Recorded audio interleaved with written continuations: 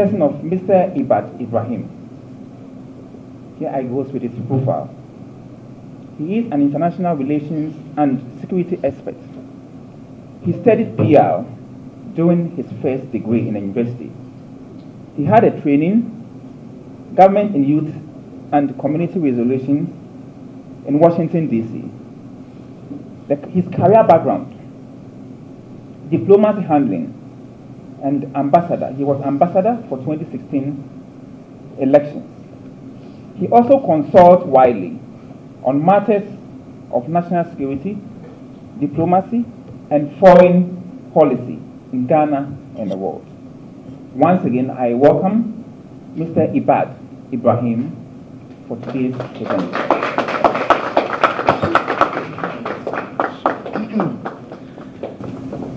Hello, ladies and gentlemen. It's good to be here.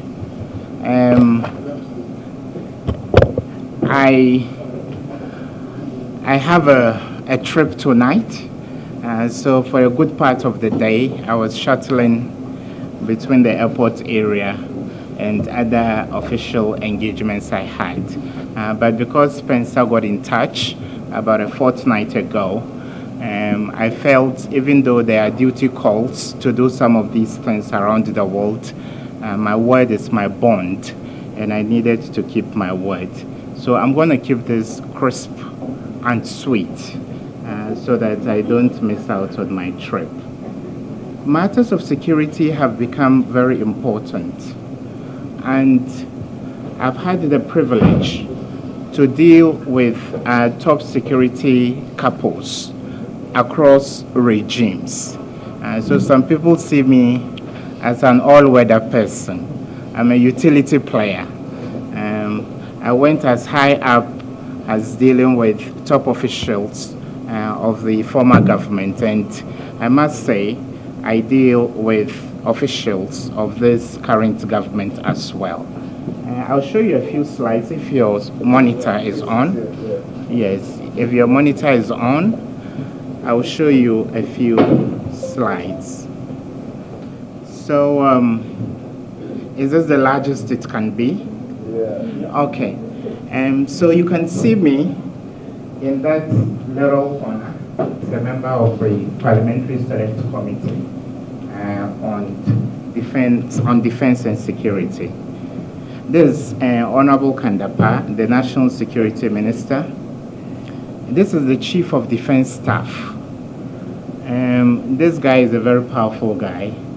All the military commanders answer to him.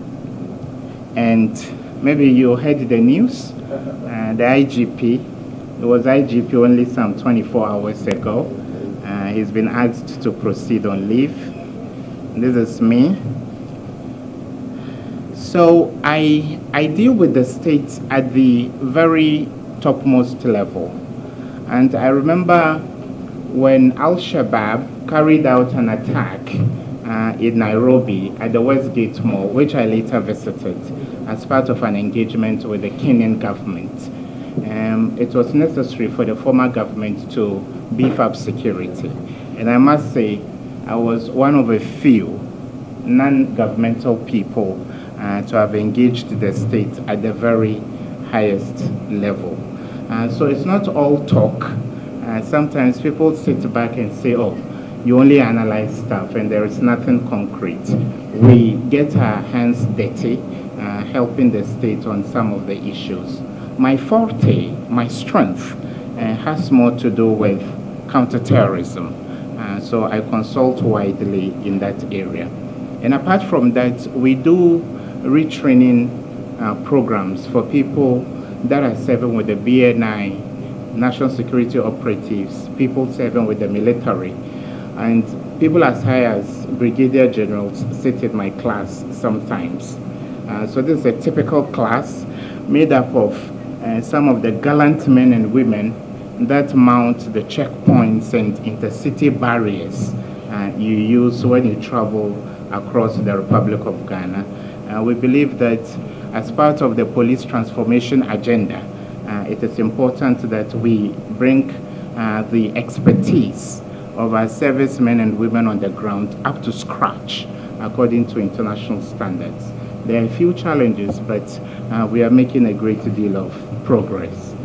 So we continue to train hundreds of such hard-working men and women in uniform. So they come from, okay, another piece of information that may interest you. Who can identify this gentleman? This one. Who is he?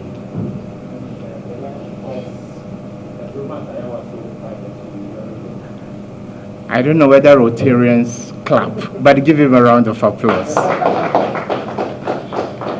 This gentleman is called Double. Even though I wasn't too proud about the events in the Iowa West Oregon constituency, Double was actually one of my students. Double started my counterterrorism class, and then suspicious packages and bomb management, which is a course I treat. So what is security? The study of security lies at the heart of international relations. But people keep asking, what is security? Since the term has had many different meanings to different people in different places and at different times over the course of human history, there are many different ways to think about security. What do realism, liberalism, and constructivism, which are usually considered the main theoretical schools in the modern field of international relations, have to say about security? Even though these theoretical approaches may present overlaps and points in common, as a rule of thumb, they are perceived and portrayed as distinct perspectives. In this context, analyzing what these perspectives have to offer about the concept of security has the potential to clarify the relevance and contribution of each school of thought to the field of security studies, and may additionally serve as a much-needed source of inspiration for further empirical research and theory in understanding this. What is the realist approach to security, which is adopted by many countries and has been the case since the advent of the Cold War? During most part of the Cold War, security studies was basically focused on issues revolving around the control, threat, or use of force. The control, threat, or use of force. Consequently, the international system was considered inherently state-centric. That is why in matters of national security, you don't accept non-state actors. The issue of vigilantism runs counter to the state-centric realist understanding of national security. You remember some time ago, people brought 3 South African mercenaries to train some party youth. They were called in the press SA3. And then we also heard that some other people had come from elsewhere. And so for as long as you don't form part of the mainstream, you can't conduct or exercise national security. So any group that comes together as a vigilante group is illicit and could be crushed by the bully pulpit of the state. And so the realist approach to national security is state-centric. Since states were seen as both the main users of force and the main targets of the use of force, the acclaimed article of Arnold Wolver's National Security as an Ambiguous Symbol provided a clear overview of the most important and compelling definition of security during the Cold War era. According to Wolver's, security is a crucial concept in international relations, but it can also extremely be subjective in nature. The traditional security paradigm refers to a realist construct of security in which the referent object of security is the state. The realism school of thought in international relations theory deals with macro issues, such as political and military ones, in a context where security and power, measured in terms of military capabilities, So the United States of America can say, my arsenal of nuclear warheads is this number. North Korea has to be crushed because it has got nuclear capabilities. All of that is a function and index of how security is viewed around the world. So that is in terms of your military capabilities. But I'm sorry to say, with all our reputation as a country, the Republic of Ghana cannot boast of a robust defense system. Why? Because we've politicized security. In Ghana, when we have to buy one warplane to protect the sovereignty and territorial integrity of this country, such a purchase, which should be classified and kept clandestine, becomes a matter of partisan jostling on radio. So the NDC will come and say, why buy a warplane that costs this much when there's no potable water for the good people of Ghana? If it is in the time of the NDC, the NPP will say, why spend so much when we don't have good roads? So in terms of our preparedness to parry off any external threat, Ghana is woefully unprepared, quite unfortunately. So in terms of our military capabilities, these are the driving forces in the international system. It is all about the strength of your military. Security then means national security. Other goals are secondary. National security is synonymous with national interest, which emphasizes that security policy subordinates and dwarfs any other interest to those of the state. That is why every now and then in the Republic of Ghana, you hear of radical measures, like pulling down a toll booth at a university in the dead of the night, detaining high-profile opposition figures in the name of treason, and some of these accusations are trumped up, and other things you hear that sound ridiculous, all in the name of national security, because the interest of the state is supreme, and anything or anyone that seeks to undermine this national interest is seen as a threat to national security. But unfortunately, the term national security has been grossly abused in Ghana, leading to human rights violations, lack of accountability, and sheer impunity on the part of some. But not all. Some are also ill-trained party foot soldiers, donned in the apparel of national security operatives. As a consequence, the stability of both the domestic and the international system within this era is based on the premise that if state security is maintained, then the security of citizens will naturally follow. The underlying assumption is that the domestic political order here has to be stable and essentially peaceful. Hans Morgenthau, who is an authority in this area, laid out the main themes of classical realism in the classic book Politics Amongst Nations, The Struggle for Power and Peace, where he insisted on the nationality of statesmen and their actions in terms of national interest, defined as the pursuit of power.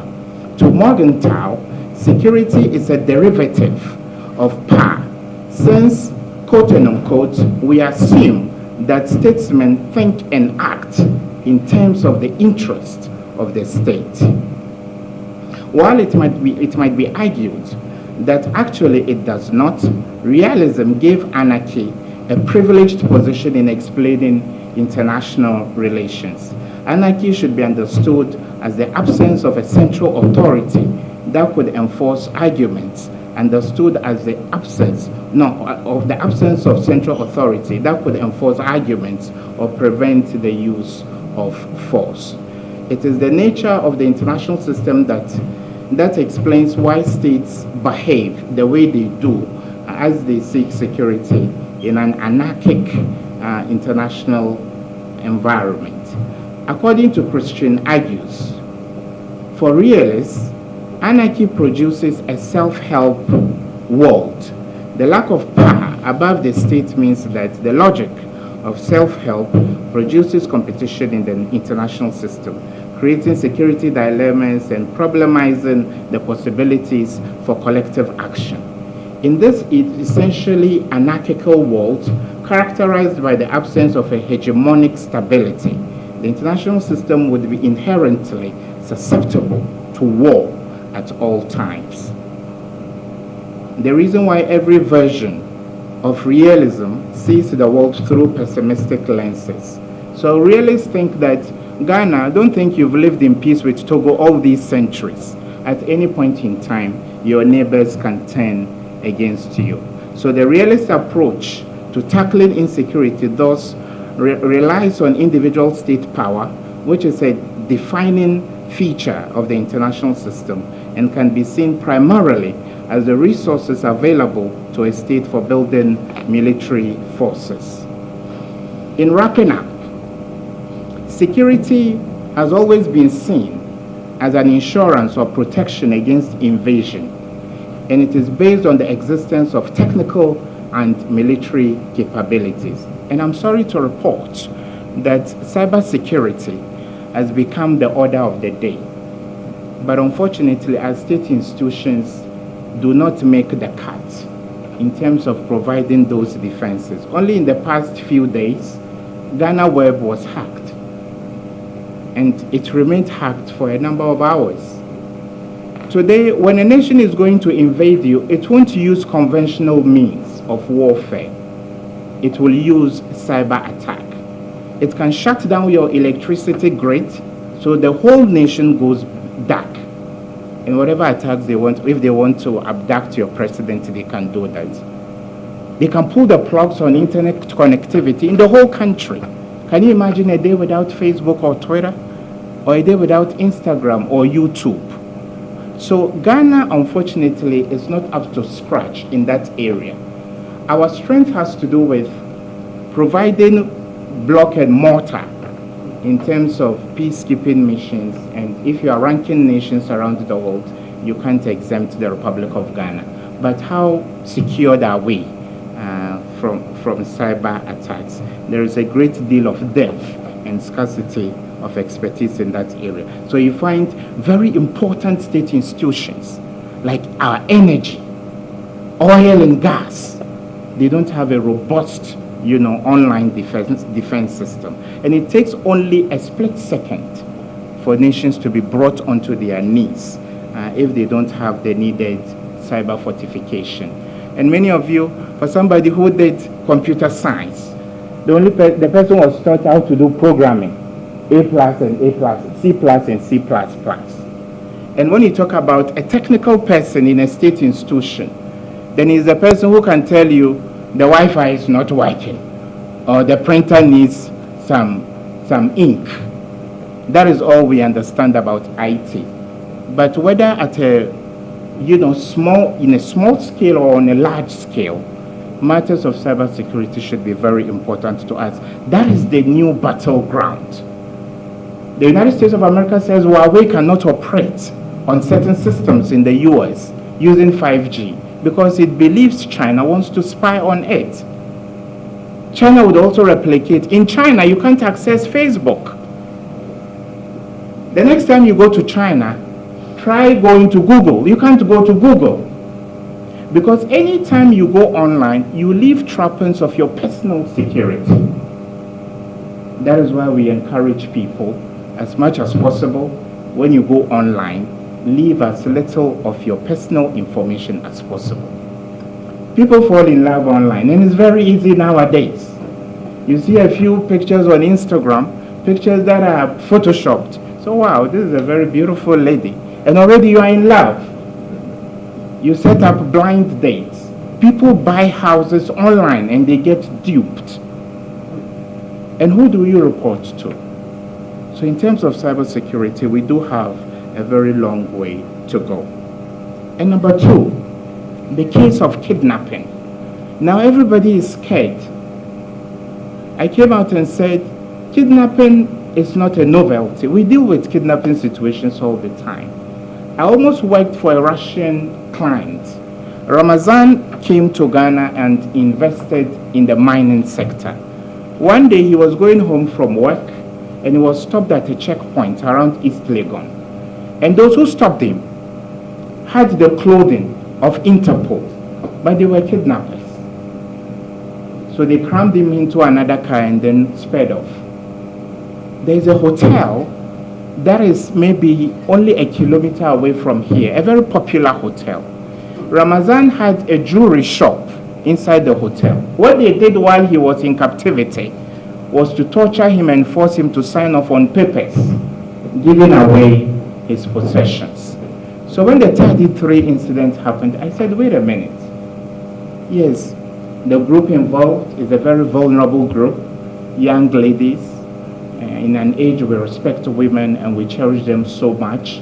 It would be quite poignant for anybody to read that for well over a year we've not found them. But then that does not fit the tapestry of our security situation across the country. It doesn't mean your kids you drop off in school will be kidnapped. It's an isolated case. So we urge Ghanaians to go about their routine activities. Don't change your lifestyle because of some of these infractions. The best you can do is to live your life. If you say you are not going out again, it doesn't change anything. We only continue to urge our security agencies to do more to protect us. And again, landguardism. Landguards are awash with weapons, and some estimates indicate that a population of 30 million has got a gun in the hands of virtually every 10,000 or 1,000 people. Between 2.3 million and 3 million guns are in possession. A tenth of the country is armed. So this creates an aura of insecurity. And finally, because I know my time is up, terrorism. When the UK High Commissioner came out and said Ghana could be attacked, I said, don't listen to the white guy. If his counterpart in London had come out and said London would be attacked by terrorists, I'm sure he would have been on the next plane to Accra. But because we still languish in the mentality that we are still playing second fiddle to these countries, we can't question them. So why would you come out? For 5 years, half a decade, all I did to put food on my table was diplomacy. Just 100 meters from you, I was there most of the time at the Foreign Affairs Ministry, interacting with the Foreign Affairs Minister, working with the Middle East Bureau, interpreting for the minister, and also interpreting for the former president. All I did was diplomacy. And my years in diplomacy taught me that if there are threats a foreigner sees in a host country, you don't go to a radio station and blow out that threat or blurt it out to the public. You cause fear and panic.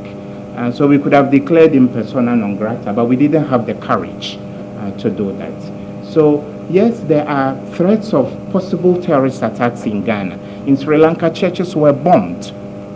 In Nigeria, Boko Haram carries out attacks. In Burkina Faso, there is instability. Up to 70% of Burkina Faso is not in government hands.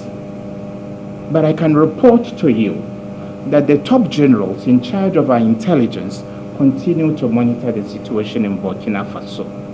And so please, let's not, deny God the providence He has provided the Republic of Ghana. On the altar of partisanship, don't create instability and insecurity where there is none. Thank you so much.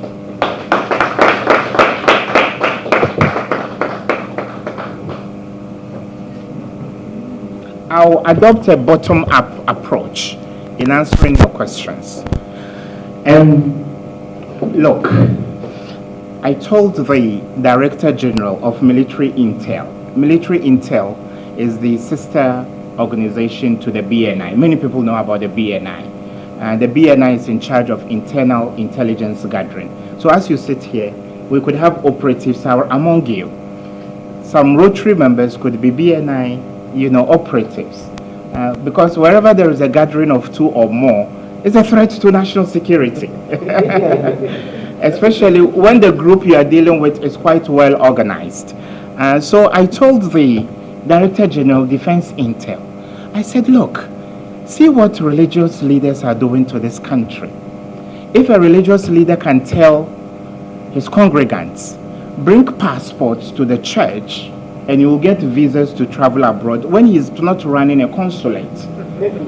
That tells you, out of this dogmatism, if this guy should tell the people, take AK-47 rifles, they will do that. So I told them, extremism does not have to be violent before a nation starts tackling it. We have religious extremism in the Republic of Ghana. Extreme poles of preaching. And we need to do something about that. So they took up the issue and started engaging the churches. But they didn't want to touch the anointed, because in Ghana, when you ask a man of God to do the right thing, the person threatens you, saying, don't touch the anointed. But then if you pose a national security threat, we can pull you out of, the church or the mosque. So I dare say we have other security challenges that are more important than foreigners. When Nigerians were censured and badly criticized because of the kidnapping situations, I said, no, we are a very friendly country. If we send such a signal, the world will blacklist us as a xenophobic country. So therefore, search from within. We are the cause of our own insecurities. Nigerians have been an integral part of the development of this country. Nnamdi Azikiwe was here to learn from Dr. Nkrumah, other fellow Africans, Robert Mugabe. Every black African worth his salt has had to do something in the Republic of Ghana or the Gold Coast. So my lady, we are a nation of migrants. Accounts will tell you they came from somewhere. Evers will tell you they came from somewhere. Northern tribes will tell you they came from somewhere. So in earnest, nobody is indigenous. We are all foreigners here. But we've urged the Ghana Immigration Service to strengthen our border controls, strengthen our immigration laws. Personally, I have overseen the repatriation of a man who came from Mauritania and couldn't explain why he was in Ghana. And only 2 weeks ago, some 2 people who were financiers of a group came into the Republic of Ghana from the Middle East. They were denied entry into the country and were taken back to their country. So it's not like our security operatives are snoring. Sometimes that is the impression that is created. Oh, they are doing nothing. I am with them all the time. I'm with the top echelons, and I'm with the people who at this moment may report to me what is happening on the highways of Obuasi. They make huge sacrifices to keep us safe. So please, let's have some modicum of confidence in what they are doing. The taxpayer is keeping them up, and they are also giving their best. So my lady, have Guineans, Nigerians as friends and neighbors. They can't all be bad people. And the Foreign Affairs Ministry is Ministry for Foreign Affairs and Regional Integration. But the integration bit is quite weak in sub-Saharan Africa. All you need is a visa. As soon as you get the visa, you come into the country. No orientation, no integration, nothing. Nobody even bothers to teach you our language and culture. But before you settle in Germany, you are taken through a course for you to understand the cultural nuances of the new environment you find yourself in. So I believe if we give these Nigerians the needed orientation, they will be fully integrated. They are good folks. They are not bad people. And again, sir, I appreciate your curiosity to travel by land, to see the bravery of our young people from very poor backgrounds that defy all odds to get to Libya and then mainland Europe. There's a lot that is happening on that route. But Burkina Faso, as a neighboring country, remains our topmost external security threat. I was once in the Flagstaff House. At that time, that was how it was called. And Vice President Emisa Arthur, of blessed memory, he was receiving briefing. The president and his vice would receive security briefings every day. And once a week, the top security couples would meet at the Jubilee House and then discuss emerging security threats. So I was there. And then docket after docket, dossier after dossier, file after file, all the threats to the Republic of Ghana were not coming from neighboring countries. They were coming from further afield. They were coming from Yemen. So our greatest potential terrorist attack is going to come from Yemen. and not Burkina Faso. So therefore, yes, the situation is bad, but it's not as bad as Al-Qaeda in the Islamic Maghreb is quite strong in those areas. Molesamon, Bidam, Mujao, and Saruddin and other groups in the Sahel region. But to a large extent, I would say Ghana is immune from any attack from that part of the continent. And I believe let's volunteer. You were asking what we can do. Volunteer information. In the US, we say, if you see something, say something. Don't keep mum about suspicious movements. I was in a hotel in Washington, D.C. Then the siren blurted. They evacuated us, and we came out scared and petrified. Some had only one of their pair of shoes on. And what was the problem? A guy came into the hotel. He left a backpack in the hotel, and the hotel staff could not trace him. That was enough suspicion for them to want to save lives. But I'm sorry, people can come into this hotel and leave whatever they want to leave. So let's all be security conscious. If you see anything suspicious, that smells like a terrorist, that speaks like a terrorist, that moves like a terrorist, don't keep mum about it. Report to the security authorities. Thank you.